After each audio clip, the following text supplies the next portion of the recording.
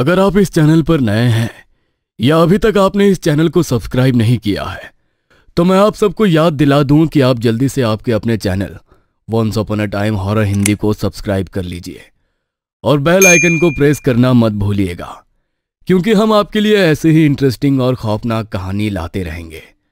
अब तक आपने देखा पन्ना, जो अब कामिनी नाम की डायन बन चुकी है, वो पार्लर के नाम पर जवान और खूबसूरत महिलाओं की बलि लेती है ताकि उसका रूप और यौवन बरकरार रह सके। गोरखपुर शहर में पार्लर खोलकर कामिनी डिंपल और उसकी मां को अपने जाल में फंसा तो लेती है, लेकिन वो नहीं जानती थी कि इस बार वो खुद जाल में फंसने वाली है। बड़े मंदिर में बैठने वाले पंडित जी चालाकी से कामिनी डायन की चोटी काट लेते हैं। चोटी काटने के बाद कामिनी की स्थिति एक निहत्थे सिपाही जैसी हो गई थी, जो चाहकर भी उस क्षण पंडित जी का सामना नहीं कर सकती थी। उस क्षण तो कामिनी पराजित होकर वहां से चली जाती है, लेकिन वो कहावत तो आपने सुनी होगी ना कि डायन जो एक बार किसी के पीछे पड़ जाए तो 7 पुश्तों तक भी पीछा नहीं छोड़ती। फिर पंडित जी ने तो कामिनी की चोटी काटी थी। एक डायन के लिए उसकी चोटी उसके सम्मान की तरह होती है। उसकी चोटी को हाथ लगाना मतलब डायन को ललकारना। अब आगे 6 महीने बीत चुके थे। इस बीच डिंपल को ऐसा कुछ भी महसूस नहीं हुआ था जो असामान्य हो। डिंपल, उसकी मां, यहां तक कि पंडित जी ने भी इस बात को स्वीकार कर लिया था कि उन्होंने कामिनी डायन को हरा दिया है और कामिनी अपनी जान बचाकर उनका शहर छोड़कर भाग चुकी है। हर रोज रात के तकरीबन 8:30 बजे पंडित जी मंदिर में पूजा अर्चना करके मंदिर के द्वार बंद करने के बाद अपने घर की ओर निकल जाते हैं। कुछ दूर चले होंगे कि अचानक उन्हें किसी छोटे बच्चे के रोने की आवाज सुनाई देने लगती है। हरिओम, ये किसका शिशु रो रहा है? कहीं ऐसा तो नहीं कि किसी ने झाड़ियों में बच्चों को लावारिस छोड़ दिया हो? बच्चे की लगातार दिल को झकझोर देने वाली रोने की आवाज सुनकर पंडित जी का कलेजा फटा जा रहा था। तेज चाल से चलते हुए वे सड़क की बाईं ओर बने मैदान की तरफ अपने कदम बढ़ा देते हैं। यह मैदान बरसों से यूं ही खाली पड़ा था। यह खाली पड़ी जमीन में मौसमी पेड़ पौधे और घने वृक्ष उगाए थे, जिसके कारण रात के अंधेरे में यह मैदान किसी घने जंगल की तरह नजर आता था। बेचैन होकर पंडित जी घने जंगल में आगे बढ़ते जा रहे थे। वह जितना जंगल में अंदर की ओर जाते, उन्हें बच्चों के रोने की आवाज और तेज सुनाई देने लगती, जिसके कारण उनके मन की बेचैनी लगातार बढ़ती ही जा रही थी। चलते चलते अचानक वो एक ऐसे स्थान पर पहुंचते हैं जहां पीपल के 7 पेड़ एक घेरे के आकार में लगे हुए थे, जिसके बीचों बीच सिंदूर का एक घेरा बना था। उस घेरे के अंदर कुछ ज्यामितीय आकृतियां नजर आ रही थी और उसी के भीतर कुछ दिए टिमटिमा रहे थे। तंत्र मंत्र की आशंका होते ही पंडित जी वहां से पीछे मुड़ने लगते हैं। यह पूर्णमासी का दिन था। क्षितिज में चांद पूरी तीव्रता के साथ चमक रहा था। चांद की उजली रोशनी में पेड़ों की टहनियों से लटकी काले कपड़ों वाली गुड़िया देखकर पंडित जी के शरीर के भीतर एक सिहरन सी दौड़ जाती है। जिस आवाज का पीछा करते हुए मैं इस घने पेड़ में आ गया हूं, यह कोई सामान्य आवाज नहीं, बल्कि कोई मायावी शक्ति है जिसने छल से मुझे अपने पास बुलाया है। मुझे यहां से निकलना चाहिए, यहां रुकना खतरे से खाली नहीं। पंडित जी कुछ और सोच ही नहीं पा रहे थे। डर से जैसे उनका दिमाग सुन्न सा हो गया था। आओ दिखाना ताओ, पंडित जी तुरंत वहां से उल्टे पैर सड़क की ओर भागने लगते हैं। ये कहाँ भूल भुलैया में फंस गया हूँ। इस जंगल से निकलने का तो कोई सिरा ही नहीं मिल रहा है। सड़क से यहाँ आते हुए मुझे 10 मिनट लगे और यहाँ से बाहर निकलने के लिए मैं आधे घंटे से यहाँ से वहाँ भटक रहा हूँ, लेकिन ऐसा लगता है जैसे सड़क मुझसे दूर और दूर होती जा रही है। पंडित जी माथे पर आते पसीने को लगातार पोंछ रहे थे और प्रभु का नाम स्मरण करते हुए तेज कदमों से चलते जा रहे थे। अधिक आयु होने के कारण चलते चलते अब उनकी सांस फूलने लगी थी। तभी एक स्त्री के हंसने की आवाज उनके कानों में गूंज उठती है। कौन है यहाँ? मैं पूछता हूँ, कौन है मेरे आसपास? पंडित जी के पूछने पर अचानक एक छोटा सा बच्चा उनके सामने आकर खड़ा हो जाता है। उस बच्चे को देखकर पंडित जी मानो सम्मोहन में पड़ जाते हैं और उसे गोद में उठाकर अपने घर की ओर चल देते हैं। अरे ये किसका बच्चा उठा लाए हो गोद में? कौन है ये बालक? अरे जंगल में रो रहा था बेचारा। जब तक इसके माता पिता का पता नहीं लगता ये हमारे साथ ही रहेगा। ऐसे कैसे छोटे से बच्चे को जंगल में छोड़ देता, तुम ही बताओ। पंडित जी की पत्नी ने देखा कि वो बच्चा कुछ असामान्य सा लग रहा था। बच्चों के चेहरे पर दिखाई देने वाली मासूमियत उसके चेहरे से नदारद थी और आंखें बिल्कुल निर्जीव सी नजर आती थी। लेकिन फिर भी पति के साथ आए उस बेसहारा बच्चे को ठुकराने का साहस पंडित की पत्नी नहीं कर पाती और उसे अपने घर में रखने को तैयार हो जाती है। देर रात गए पंडित को महसूस होता है जैसे उसके सीने पर कोई भारी भरकम चीज लदी बैठी है, जिसके कारण उसके मुंह से आवाज भी नहीं निकल पा रही थी। पंडित जी आंखें खोलते हैं तो देखते हैं वही बच्चा शैतानी मुस्कुराहट चेहरे पर लिए उनके सीने पर चढ़ा बैठा है। पहचान तो गया ही होगा तू मुझे। मैं वही हूँ जिसकी तूने चोटी काटी थी। बोल कहाँ रखी है वो चोटी, वरना आज तेरे पूरे परिवार को खत्म कर दूंगी मैं। अगर मैं चाहूँ तो तेरे खानदान की कहानी आज यहीं खत्म हो जाएगी।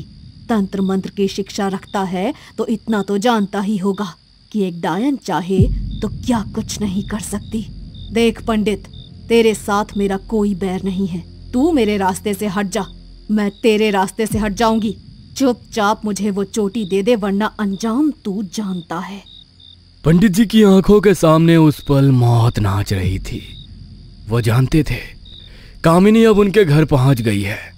उससे पीछा छुड़ाना अब नामुमकिन है। अपने साथ साथ अब उन्हें अपने परिवार की सुरक्षा की भी चिंता होने लगी थी। पंडित जी एक बक्से की तरफ इशारा करते हैं और इशारा मिलते ही बिजली की तेज से वह बच्चा उनके सीने से उतरकर बक्से के पास पहुंचकर उसमें से अपनी चोटी निकाल लेता है। चोटी हाथ में आते ही कामिनी अपने असली रूप में आ जाती है और देखते ही देखते अपनी चोटी को हवा में घुमाते हुए वहां से गायब हो जाती है। कामिनी ने अपनी चोटी वापस पा ली थी और एक बार फिर वह ठाकुर के परिवार की तलाश में निकल पड़ती है। इधर अखिलेश ठाकुर की उम्र 85 पार कर गई थी। ठाकुर को इतना समझ में आने लगा था कि अब उनके जीवन का कोई ठिकाना नहीं, किंतु पन्ना के वर्षों तक उन्हें यहां वहां खोजने रहने की सूचना उन्हें समय समय पर मिलती रही थी। एक दिन, पिताजी, कोई आदमी है, आपसे मिलना चाहता है, कहता है कोई जरूरी बात करने आया है। कुलदीप की बात सुनकर ठाकुर के माथे पर गहरी लकीरें उभर आती है।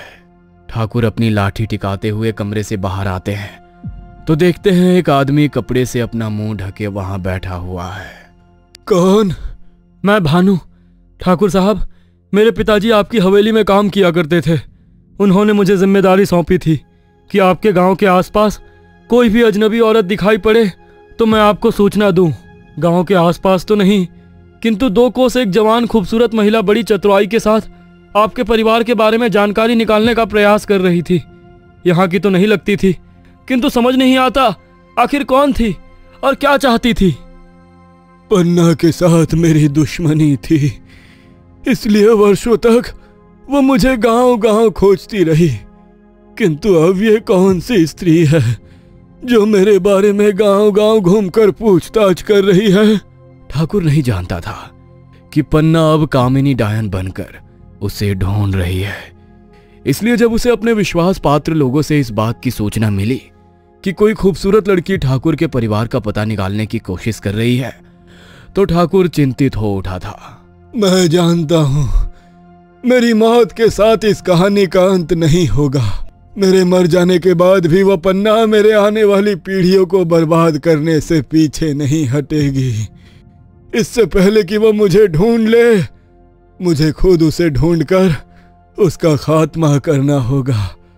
मैं अपने हाथों को खून से नहीं रंगना चाहता था, लेकिन अब इस फोड़े को शरीर से अलग करना ही होगा, वरना ये आने वाली पीढ़ियों के लिए नासूर बन जाएगा।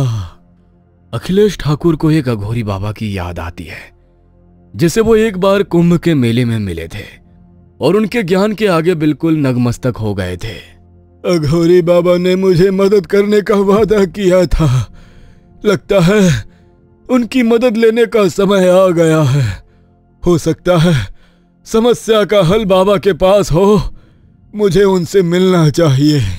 ठाकुर साहब जाकर उस अघोरी बाबा से मिलते हैं और अभी तक की सारी कहानी उन्हें सुना देते हैं। देखो, पन्ना कोई सामान्य औरत नहीं है। उसने वर्षों तक तुम्हें ढूंढने की कोशिश की, लेकिन जब उसे तुम्हारा कोई पता नहीं मिला तो अपने तंत्र मंत्र के बल पर वो डायन की सिद्धि करने लगी।